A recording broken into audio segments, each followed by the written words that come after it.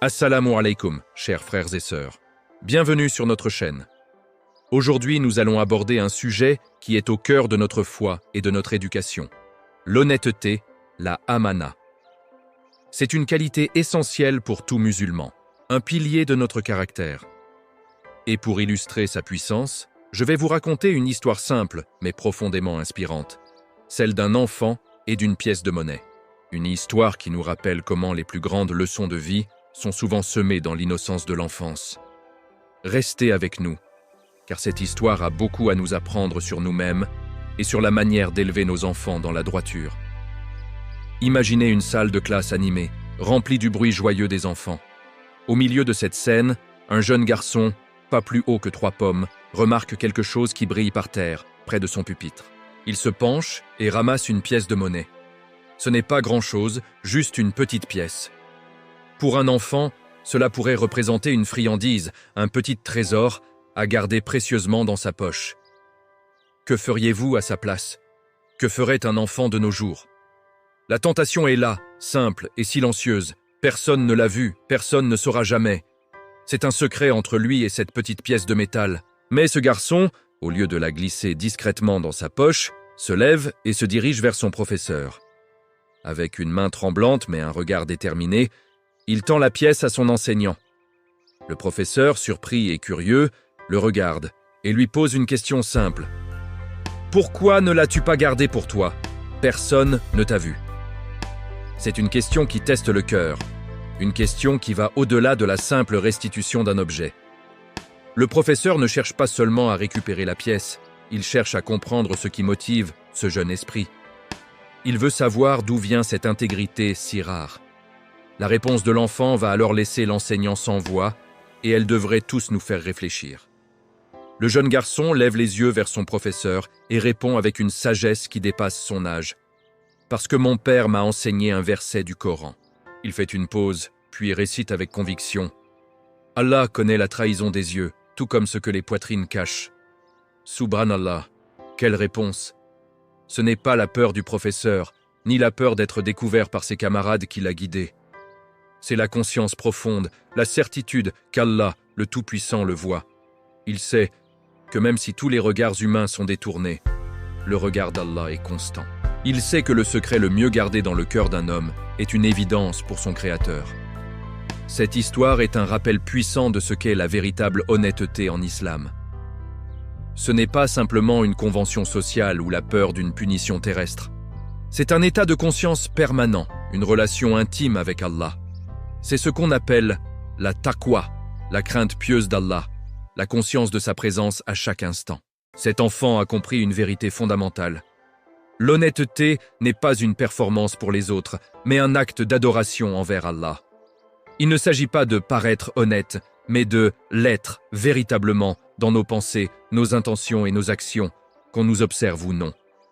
Maintenant, demandons-nous, comment cet enfant a-t-il pu développer une telle conscience à un si jeune âge?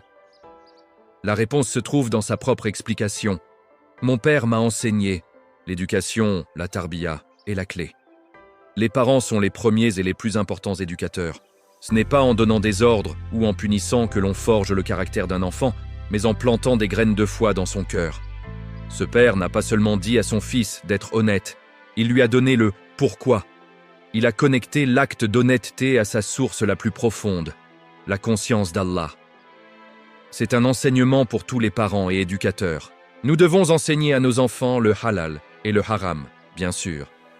Mais plus important encore, nous devons leur enseigner qui est Allah. Nous devons leur parler de ses noms et attributs. Al-Basir, celui qui voit tout. Al-Alim, celui qui sait tout. Ar-Raqib, le veilleur. Quand un enfant grandit avec la certitude qu'Allah le voit, l'aime et le protège, son comportement change de l'intérieur. L'obéissance ne vient plus de la peur de la punition, mais de l'amour et du désir de plaire à son Créateur. L'honnêteté devient alors une seconde nature. Cette histoire nous invite aussi à nous examiner nous-mêmes. Sommes-nous aussi honnêtes lorsque personne ne nous regarde? Dans nos transactions commerciales, lorsque nous rendons la monnaie, lorsque nous trouvons un objet perdu, lorsque nous sommes tentés par un petit gain illicite, Sommes-nous honnêtes dans nos paroles en évitant le mensonge même pour rire? L'honnêteté est un test quotidien de notre foi. Le prophète Muhammad, que la paix et les bénédictions soient sur lui, était connu comme Al-Amin, le digne de confiance, bien avant de recevoir la prophétie. Son honnêteté était sa carte de visite, la preuve de la noblesse de son caractère. Notre communauté a désespérément besoin de retrouver cette qualité. Imaginez une société où chaque musulman est connu pour son honnêteté absolue, comme l'était notre prophète. Imaginez l'impact que cela aurait sur la darwa, sur l'image de l'islam. Nos actions sont le reflet de notre foi. Chaque acte d'honnêteté, aussi petit qu'une pièce de monnaie rendue, est un témoignage de la beauté de notre religion. À l'inverse, chaque acte de malhonnêteté ternit cette image et nous éloigne de la voie d'Allah. Pour cultiver cette honnêteté, nous devons constamment nous rappeler du verset que l'enfant a cité. Le réciter, le méditer et comprendre que rien n'échappe à Allah. Nous devons également invoquer Allah pour qu'il nous aide à être honnêtes. C'est une lutte, un djihad contre notre propre nafs, notre ego, qui nous pousse vers la facilité et le gain rapide. Et surtout, nous devons être des exemples pour nos enfants. Ils apprennent bien plus de ce que nous faisons que de ce que nous disons. Si nous sommes honnêtes dans notre vie de tous les jours, ils le seront aussi. L'histoire de cet enfant et de cette pièce de monnaie est une perle de sagesse. Elle nous enseigne que la foi, lorsqu'elle est correctement enseignée et profondément ancrée, est le plus puissant des guides. Elle nous rappelle notre responsabilité en tant que parents et membres de la communauté. Éduquons nos enfants à connaître Allah avant de connaître les règles. Plantons dans leur cœur l'amour et la conscience de leur Créateur, et nous récolterons les fruits de l'honnêteté, de l'intégrité et de la droiture pour les générations à venir. L'honnêteté n'est pas un choix, c'est l'essence même de notre identité de musulmans. Merci de nous avoir suivis pour cette réflexion. J'espère que cette histoire vous a inspiré autant qu'elle m'a inspiré. N'hésitez pas à la partager avec vos proches, surtout avec ceux qui ont des enfants. C'est en partageant ces rappels que nous nous renforçons mutuellement dans le bien. Si ce contenu vous a plu, pensez à vous abonner à la chaîne pour ne rien manquer de nos prochaines vidéos. Que la paix et la bénédiction d'Allah soient sur vous. Assalamu alaikum. Assalamu alaikum wa rahmatullahi wa barakatuh, mes chers frères et sœurs. Bienvenue sur notre chaîne, un espace où nous explorons ensemble les trésors de notre foi. Aujourd'hui, j'aimerais partager avec vous une histoire simple mais profonde, celle d'un jeune garçon et de la lumière qui a commencé à briller dans son cœur. C'est l'histoire de la manière dont la parole d'Allah peut transformer une vie, même la plus jeune. Imaginez un petit garçon, appelons-le Younes. Comme beaucoup d'enfants de son âge, ses journées étaient remplies de jeux, d'école, de devoirs et de rires. Mais chaque soir, alors que le calme s'installait dans la maison, un moment spécial l'attendait. Assis aux côtés de son père, un exemplaire du Coran ouvert devant lui, Younes se plongeait dans l'apprentissage des versets sacrés. Au début, ce n'était pas toujours facile. Les mots semblaient complexes, la prononciation exigeait de la concentration, et parfois, après une longue journée, la fatigue pesait sur ses petites paupières. Il y avait des soirs où il aurait préféré continuer à jouer, ou simplement se reposer. Il se demandait parfois pourquoi il devait faire cet effort supplémentaire, alors que ses amis étaient déjà au lit ou devant leurs écrans. Son père, avec une patience infinie, lui expliquait que chaque lettre du Coran qu'il prononçait était une graine plantée dans son cœur. Une graine qui, avec le temps et l'amour, germerait pour devenir un arbre magnifique, lui offrant de l'ombre et des fruits pour le reste de sa vie. Alors, Younes persévéra, soir après soir, verset après verset.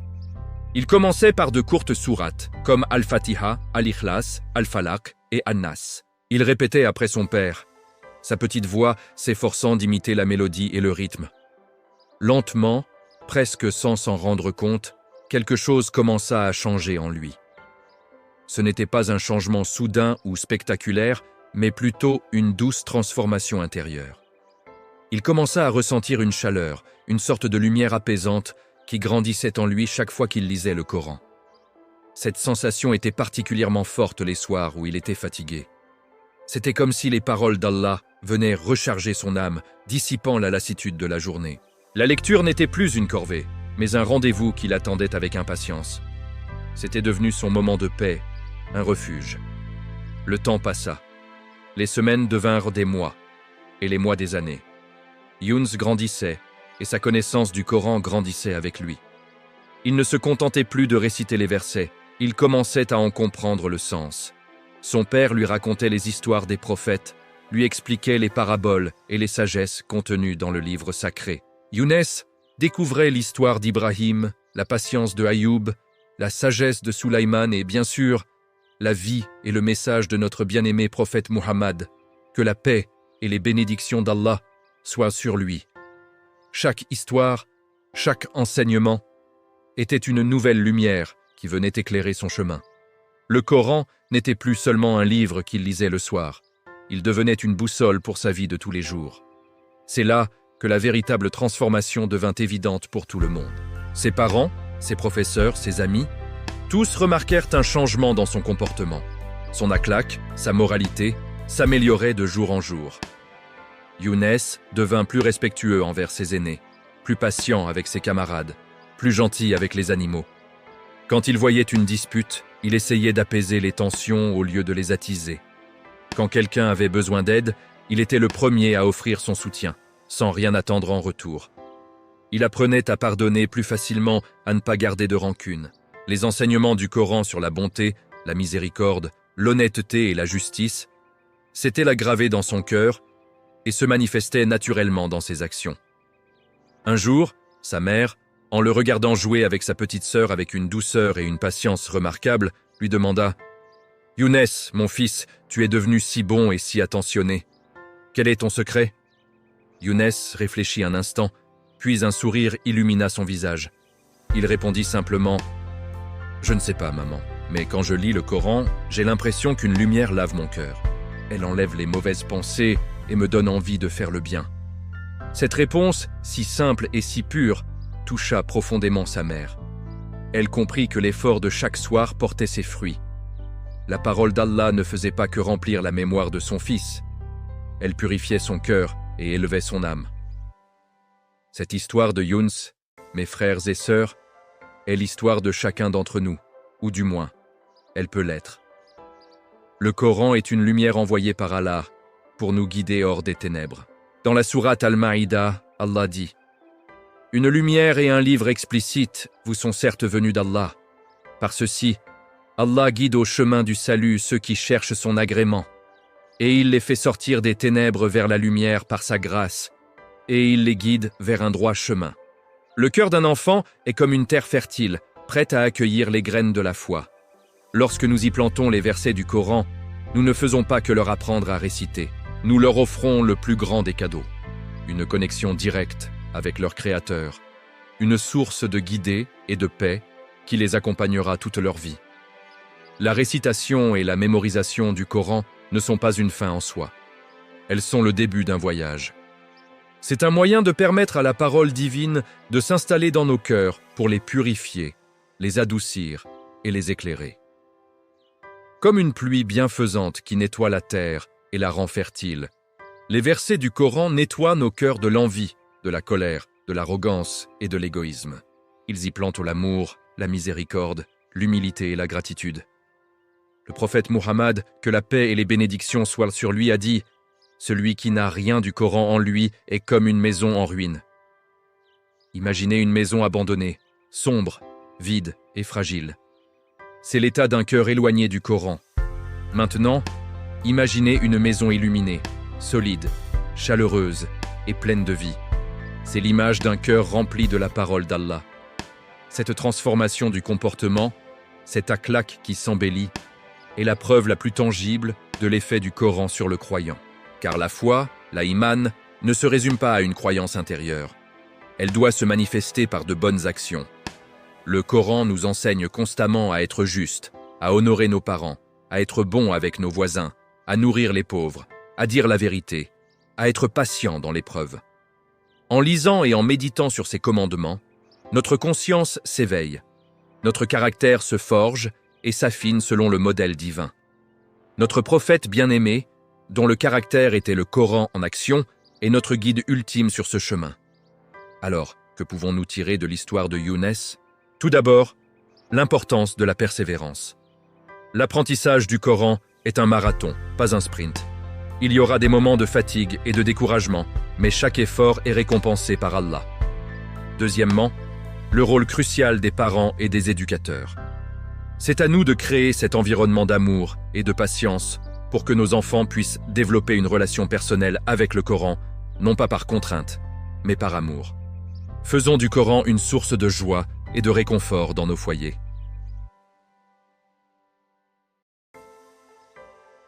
Quel que soit notre âge, quel que soit notre niveau de connaissance, il n'est jamais trop tard pour ouvrir le Coran et laisser sa lumière entrer dans notre cœur. Commençons par un verset par jour, une page par jour. Lisons-le, essayons de le comprendre, et plus important encore, efforçons-nous de le mettre en pratique dans notre vie. Vous verrez, comme Younes, que cette lumière intérieure commencera à grandir, à chasser les ombres de vos vies et à vous guider sur le chemin de la paix et du contentement.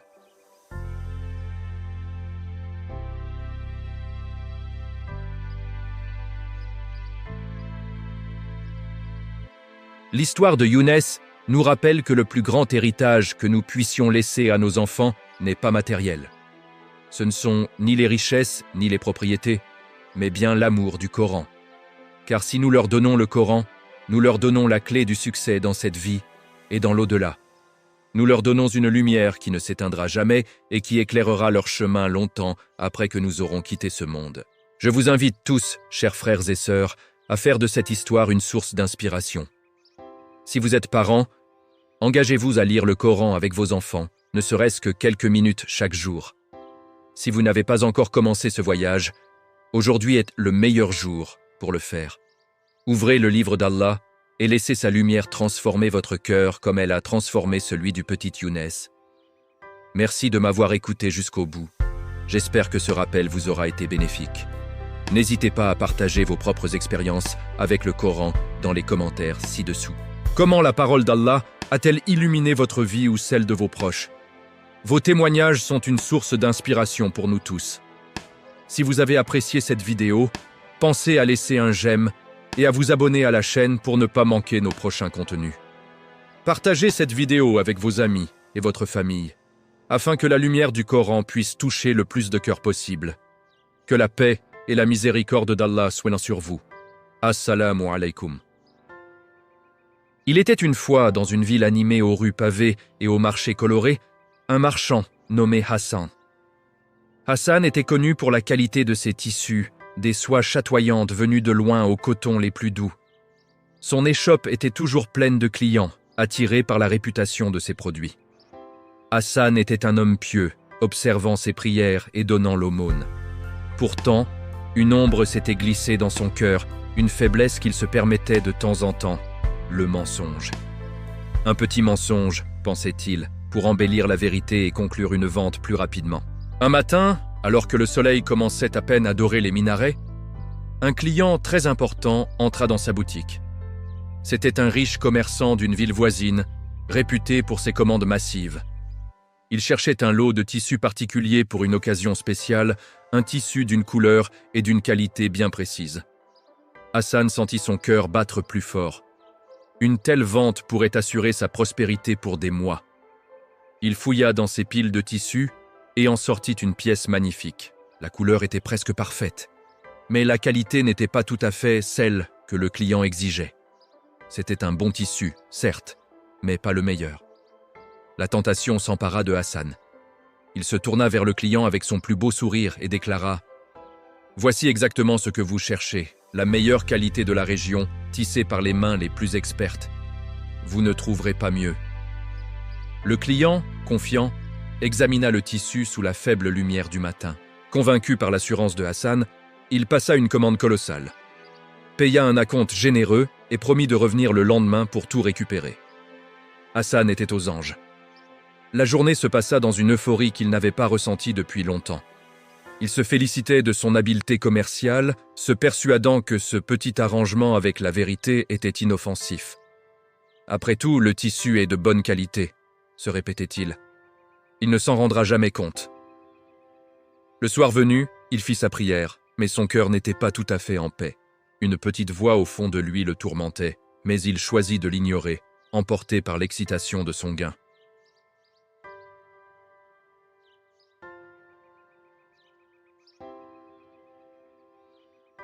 Il attendait son client, imaginant déjà comment il allait dépenser cet argent. Mais l'heure convenue passa, puis une autre. Le riche commerçant ne venait pas. Une légère inquiétude commença à poindre. Soudain, un messager entra dans sa boutique, l'air grave. Il tendit une lettre à Hassan. Le cœur serré, Hassan la déplia. Les mots étaient froids et tranchants. Le client expliquait qu'en rentrant à son auberge la veille, il avait de nouveau examiné l'échantillon de tissu, cette fois à la pleine lumière du jour. Il avait immédiatement réalisé que la qualité n'était pas celle promise. Déçu et se sentant trahi, il annulait sa commande et demandait le remboursement de son acompte. La lettre se terminait par une phrase qui frappa Hassan comme un coup de poignard. « Un homme qui ment sur la qualité de sa marchandise ne mérite pas la confiance. Je ne ferai plus jamais affaire avec vous et je m'assurerai que ma mésaventure soit connue. » Le monde de Hassan s'écroula. En une seule journée, il avait perdu non seulement une vente énorme, mais aussi, et c'était bien pire, sa réputation. La nouvelle se répandrait comme une traînée de poudre dans le milieu des marchands. La honte et le regret l'envahirent. Il s'assit au milieu de ses tissus, la tête entre les mains, le poids de son mensonge l'écrasant. Il avait tout perdu pour un gain éphémère. Les couleurs vives des tissus autour de lui semblaient soudain ternes et sans vie. Accablé de chagrin, Hassan se rendit à la mosquée pour la prière de midi. Il ne cherchait pas de réponse, seulement un refuge pour son âme tourmentée. Après la prière, il resta assis, perdu dans ses pensées sombres. L'imam, un vieil homme sage et bienveillant, remarqua sa détresse et s'approcha de lui. « Mon fils, ton visage porte le poids du monde. Qu'est-ce qui trouble ainsi ton cœur ?» Les larmes aux yeux, Hassan lui raconta toute l'histoire, sans rien omettre de son mensonge et des conséquences désastreuses. Il confessa sa cupidité et sa honte. Il s'attendait à des reproches, à un sermon sévère, mais l'imam l'écouta patiemment, avec une profonde compassion. Quand Hassan eut fini, l'imam posa une main apaisante sur son épaule et lui dit doucement « Mon fils, tu viens d'apprendre une leçon précieuse, une leçon que beaucoup n'apprennent jamais. Laisse-moi te rappeler une parole de notre bien-aimé prophète Muhammad, que la paix et les bénédictions soient sur lui. Il a dit « L'honnêteté mène à la piété et la piété mène au paradis. Et un homme ne cesse de dire la vérité jusqu'à ce qu'il soit inscrit auprès d'Allah comme un véridique. Le mensonge mène à la perversion, et la perversion mène au feu. Et un homme ne cesse de mentir jusqu'à ce qu'il soit inscrit auprès d'Allah comme un menteur. » Ces paroles résonnèrent dans le cœur de Hassan avec une force incroyable. Il réalisa que son petit mensonge n'était pas si petit. C'était une porte ouverte vers la perversion, une tache sur son âme qui l'éloignait du chemin du bien. Il avait cherché la bénédiction dans le gain matériel, alors que la véritable bénédiction, la baraka, se trouve dans l'honnêteté et la crainte d'Allah. Son mensonge n'avait pas seulement détruit une transaction commerciale, il avait failli détruire son lien avec son Créateur. L'imam continua. « Allah est le pardonneur, le miséricordieux. Le repentir sincère efface les péchés. Ce que tu as perdu en biens matériels est une épreuve, mais la leçon que tu en tires est une miséricorde. La confiance, une fois perdue, est difficile à regagner, mais elle se reconstruit jour après jour par une honnêteté sans faille. Ta subsistance ne dépend pas de tes ruses, mais d'Allah. Fais-lui confiance, sois honnête en toutes circonstances, et tu verras ses bienfaits se déverser sur toi de manière que tu n'aurais jamais imaginée. » Les mots de l'imam furent comme un baume sur la blessure de Hassan. Il sentit un poids immense se soulever de ses épaules.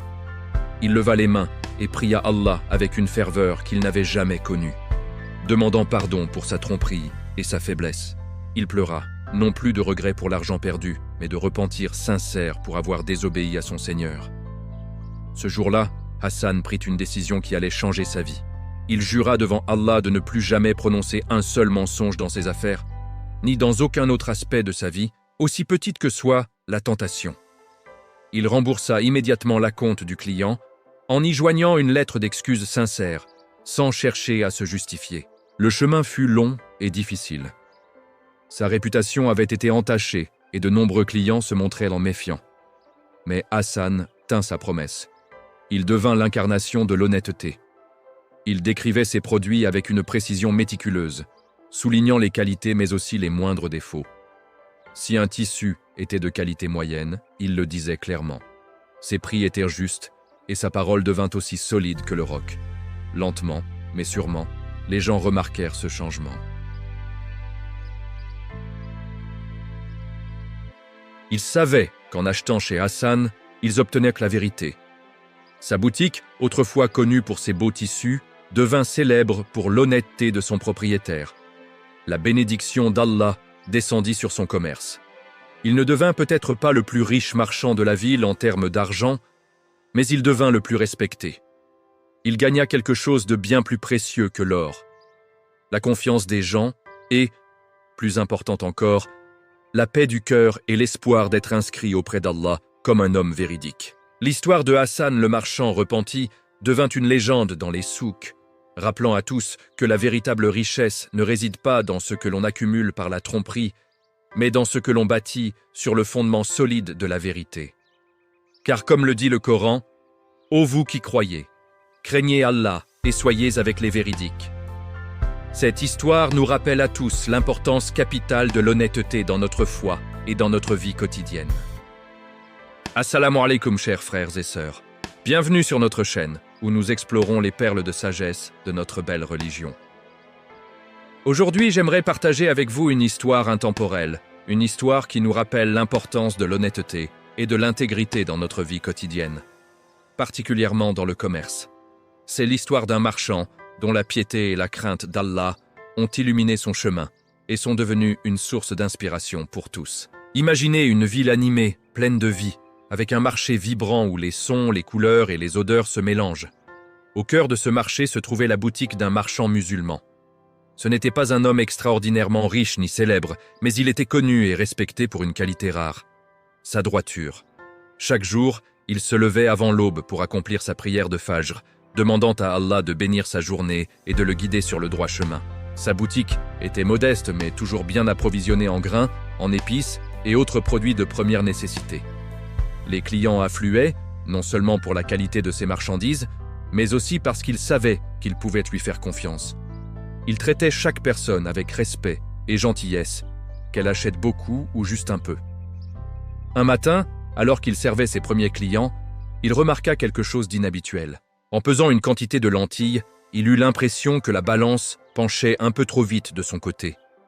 Il fronça les sourcils, un sentiment de malaise s'installant dans son cœur. Il servit le client, mais son esprit était préoccupé. Était-ce juste son imagination? Ou y avait-il un réel problème? Après le départ du client, il décida de vérifier. Il prit ses poids de mesure certifiés, ceux qu'il utilisait pour étalonner sa balance, et commença à tester. Son cœur se serra. La balance était effectivement défectueuse. Elle ajoutait un petit poids supplémentaire de son côté, ce qui signifiait que pour chaque kilogramme qu'il vendait, il donnait en réalité un peu moins. Ce n'était pas une grosse différence, juste quelques grammes, mais multipliés par des centaines de transactions chaque jour, cela représentait un gain malhonnête.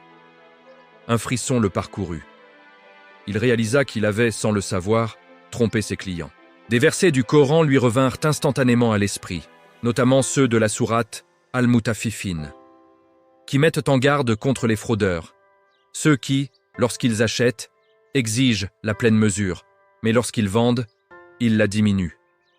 Malheur aux fraudeurs, dit le Coran. La crainte d'Allah envahit son cœur. Comment pourrait-il se présenter devant son Créateur le jour du jugement, sachant qu'il avait pris ce qui ne lui appartenait pas, même involontairement? Certains, à sa place, auraient peut-être rationalisé la situation. Ils se seraient dit que l'erreur était minime, que ce n'était pas de leur faute, ou même qu'ils profiteraient de l'occasion pour s'enrichir rapidement. Mais pas ce marchand. Pour lui, l'honnêteté n'était pas une option, c'était un pilier de sa foi. Le profit de ce monde n'était rien comparé à la récompense de l'au-delà. Sans hésiter un seul instant, il ferma sa boutique. Il plaça une pancarte simple sur la porte. Fermé pour réparation. Les clients qui arrivaient étaient surpris.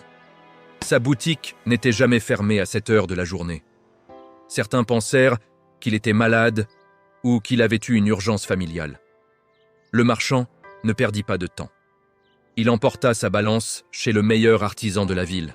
« S'il te plaît, dit-il avec urgence, cette balance est défectueuse, elle me fait tricher. Répare-la pour qu'elle soit parfaitement juste. Je ne peux pas rouvrir ma boutique tant que je ne suis pas certain de donner à chaque client exactement ce pour quoi il paie. » L'artisan, impressionné par une telle droiture, se mit immédiatement au travail. Pendant ce temps, le marchand ne resta pas inactif. Son esprit était tourmenté par les transactions passées. Il essaya de se souvenir de tous les clients qu'il avait servis ce matin-là. Il se rendit chez eux, un par un, pour s'excuser et leur donner la petite quantité de marchandises qu'il leur devait. Imaginez la surprise de ces gens. Ils n'avaient rien remarqué. La plupart d'entre eux secouèrent la tête, disant « Ce n'est rien, mon frère. C'est une si petite quantité. » Mais pour le marchand, ce n'était pas une petite chose. « Non, insistait-il, c'est votre droit et c'est mon devoir de vous le rendre. Je demande votre pardon et je demande pardon à Allah. » Sa démarche inhabituelle ne tarda pas à faire parler d'elle dans tout le marché. Quand il rouvrit enfin sa boutique le lendemain, avec sa balance parfaitement calibrée, il trouva une foule de clients qui l'attendaient. Mais ils n'étaient pas seulement là pour acheter. Ils étaient venus pour témoigner leur respect et leur admiration. L'un d'eux lui dit « Nous avons toujours su que tu étais un homme honnête, mais aujourd'hui, tu nous as montré ce que signifie vraiment craindre Allah. Que Dieu te bénisse. » Son geste avait été une leçon puissante pour toute la communauté. Il leur avait rappelé que la vraie richesse ne se mesure pas en pièces d'or ou d'argent, mais en intégrité et en piété. Cette histoire, mes frères et sœurs, est l'incarnation même des enseignements de notre bien-aimé prophète Muhammad. Que la paix et les bénédictions d'Allah soient sur lui. Il a dit dans un hadith rapporté par At-Tirmidhi, « Le marchand véridique et honnête sera ressuscité le jour du jugement avec les prophètes, les véridiques, siddiqines et les martyrs. » Subhanallah. Réfléchissons un instant à la portée de cette promesse. Être en compagnie des prophètes, c'est un rang immense, une récompense extraordinaire promise non pas à celui qui prie toute la nuit ou jeûne toute l'année, mais au simple marchand qui est honnête dans ses transactions. Cela nous montre à quel point l'honnêteté dans les affaires est valorisée en islam. Notre religion n'est pas confinée à la mosquée. Elle imprègne chaque aspect de notre vie, notre travail, nos relations, nos finances. Chaque transaction commerciale est une occasion de gagner des récompenses ou, qu'Allah nous en préserve, des péchés. Chaque gramme, chaque centime compte aux yeux d'Allah. L'histoire de ce marchand nous pose une question essentielle. Comment nous comportons-nous dans nos propres vies? Sommes-nous scrupuleux dans notre travail? Sommes-nous honnêtes avec nos clients, nos employeurs, nos employés? Cherchons-nous à corriger nos erreurs, même si personne ne les remarque, simplement par crainte d'Allah? La baraka, la bénédiction divine, ne se trouve pas dans le gain malhonnête. Elle se trouve dans la droiture. Un petit profit gagné honnêtement est béni et portera plus de fruits qu'un grand profit obtenu par la tromperie. C'est une leçon que le marchand de notre histoire a comprise et appliquée. Et c'est une leçon que nous devons tous nous efforcer d'intégrer dans nos vies. Puissions-nous tous nous inspirer de cet exemple. Puissions-nous être des ambassadeurs de l'honnêteté et de l'intégrité, que nous soyons commerçants, employés, artisans ou dans n'importe quelle profession. Assalamu alaikum wa rahmatullahi wa barakatuh. Bienvenue à tous sur notre chaîne. Aujourd'hui, nous allons explorer ensemble une histoire magnifique, un récit qui incarne l'une des valeurs les plus fondamentales de l'islam, la miséricorde. C'est une histoire qui nous vient directement de la vie du meilleur des hommes, notre prophète Muhammad. Que la paix et les bénédictions d'Allah soient sur lui. Imaginez une scène, il y a plus de 1400 ans, dans les rues animées de Médine, ou peut-être sur un chemin poussiéreux, aux abords de la ville. Le prophète, avec sa sagesse et sa douceur habituelle, marche parmi les gens. Ses yeux, qui voyaient toujours au-delà des apparences, se posent sur une scène qui le trouble profondément. Un homme, peut-être pressé, peut-être frustré, peut-être simplement ignorant, est en train de maltraiter son animal. Il s'approche de l'homme, non pas avec colère, non pas avec un jugement sévère, mais avec la tendresse d'un enseignant et la préoccupation d'un guide. Il ne se lance pas dans un long sermon. Il ne l'humilie pas publiquement. Il lui adresse des mots simples, mais d'une profondeur immense. Des mots qui allaient résonner à travers les siècles. Il lui dit « Irhamu man fil ard, yarhamkum man fis sama », ce qui signifie « Ayez de la miséricorde envers ceux qui sont sur la terre, et celui qui est dans le ciel vous accordera sa miséricorde. » Réfléchissons un instant à la puissance de cette phrase. Le prophète ne dit pas simplement « Sois gentil avec cet animal ». Il établit un lien direct, une équation divine entre nos actions sur terre et la récompense que nous recevons d'Allah. Votre miséricorde envers les plus faibles, envers les créatures qui sont sous votre responsabilité, est la clé qui ouvre la porte de la miséricorde d'Allah pour vous. Vous voulez qu'Allah vous pardonne vos péchés? Vous voulez qu'il vous comble de ses bienfaits? Vous voulez sa clémence le jour du jugement? Alors, soyez miséricordieux ici-bas. La miséricorde dont il est question ici n'est pas sélective. Ce n'est pas seulement pour nos familles, nos amis, ou même seulement pour les êtres humains. Le prophète nous enseigne que cette miséricorde doit s'étendre à man fil ard, à tout ce qui se trouve sur la terre. Cela inclut les animaux, les plantes, l'environnement tout entier. Chaque être vivant est une création d'Allah et mérite notre compassion. L'homme, en entendant ces paroles, est touché au plus profond de son cœur. Ce n'est pas un ordre, c'est une invitation. Une invitation à devenir une meilleure personne, une invitation à se rapprocher de son Créateur. Les mots du prophète agissent comme une lumière qui dissipe les ténèbres de son ignorance ou de sa dureté de cœur. Il réalise la gravité de son acte. Il comprend que sa cruauté envers cette créature sans défense est en réalité un acte qui le prive de la miséricorde de son Seigneur. Le récit nous dit qu'il a immédiatement regretté son geste. Le remords, sincère et profond, l'envahit. Et que fait-il? Il ne se contente pas de s'arrêter. Il va plus loin.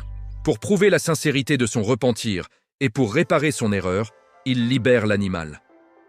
Il lui rend sa liberté. C'est un acte symbolique puissant. Il a compris que la vraie force ne réside pas dans la domination et la cruauté, mais dans la gentillesse et la capacité à faire preuve de compassion. En libérant l'animal, il se libère lui-même du poids de son péché et s'ouvre à la miséricorde divine qu'on vient de lui promettre. Cette histoire, bien que courte, est une leçon de vie universelle. Elle nous rappelle que l'islam n'est pas seulement un ensemble de rituels et d'interdits, c'est avant tout une religion du cœur, une religion de la miséricorde, ou rahma. Le prophète Muhammad n'a pas été envoyé que comme un guide pour les musulmans, mais comme le dit le Coran, une miséricorde pour l'univers. Sa vie entière est un exemple de cette compassion. Pensez à ses interactions avec les enfants, les pauvres, les orphelins et même ses ennemis. Pensez à l'histoire de la femme qui avait l'habitude de jeter des ordures sur son chemin. Il n'a jamais répondu avec colère. Au contraire, le jour où elle ne l'a pas fait, il s'est inquiété pour elle et lui a rendu visite, apprenant qu'elle était malade. C'est ça, la miséricorde prophétique. Dans notre vie de tous les jours, comment pouvons-nous appliquer cette leçon? Cela commence par les petites choses. La façon dont nous parlons à nos parents, à nos conjoints, à nos enfants. La patience que nous avons avec le caissier au supermarché. La gentillesse que nous montrons à un étranger qui a besoin d'aide. Et bien sûr, cela s'applique à notre relation avec les animaux. L'islam a établi des droits pour les animaux, bien avant que le concept ne devienne populaire dans le monde moderne. Un musulman ne doit pas surcharger un animal de travail. Il doit le nourrir correctement, lui donner de l'eau, et ne pas le frapper, ni le mutiler. Le prophète nous a même raconté l'histoire d'une femme qui est entrée en enfer à cause d'un chat qu'elle avait emprisonné sans le nourrir, et d'un homme qui a eu ses péchés pardonnés pour avoir donné à boire à un chien assoiffé. Ces récits ne sont pas juste de belles histoires pour nous endormir. Ce sont des guides pratiques. Ils nous montrent que chaque acte de bonté, aussi petit soit-il, a un poids énorme dans la balance d'Allah. Chaque fois que vous remplissez la gamelle d'un oiseau sur votre balcon, chaque fois que vous évitez d'écraser une fourmi sans raison, chaque fois que vous traitez votre animal de compagnie avec amour et soin, vous pratiquez l'enseignement du prophète. Vous ouvrez une porte pour que la miséricorde d'Allah descende sur vous.